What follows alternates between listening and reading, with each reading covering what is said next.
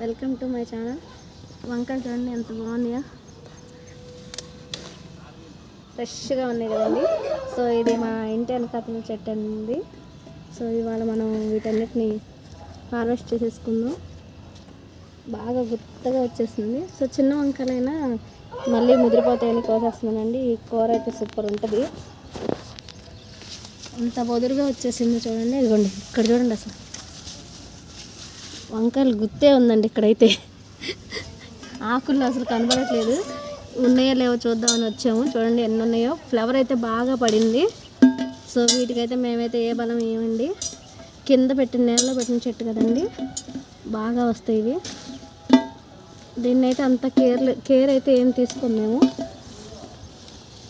చూడండి ఇదంతా ఫ్లవరే. చెట్టు చూసారు. అప్పుడు మేము కొన్ని వీడియోలో మొక్కలు పెట్టామని చూపించాం కదండి, వాటిలో అన్నీ ఇవైపోయినాయి. ఇది ఇంకా ఈ 2 చెట్లు అయితే మిగిలినాయండి. వాటికి ఇప్పుడు వంకాయలు వస్తున్నాయి, ఫ్లవరింగ్ వచ్చేసి. ఇదిగోండి ఇక్కడ చూడండి ఇట్లా ఉన్నాయా ఫ్లవర్స్ కూడా చూసారా. ఇది వచ్చేసి ఇంకో చెట్టు ఉంది. సో ఇవి ఎలా కోసేస్తున్నాము. ఇవి చిన్నవైన బాగుంటుంది కర్రీకి. సో ఇవి కూడా హార్వెస్ట్ చేసేసుకుంటున్నాము. ఫ్లవరింగ్ అయితే బాగా వచ్చినాయి. సో ఇంకా వస్తూ ఉంటాయి అనుకుంటా. ఇంకా ఇవి కోల్డ్ తినేస్తూ ఉంటాయండి.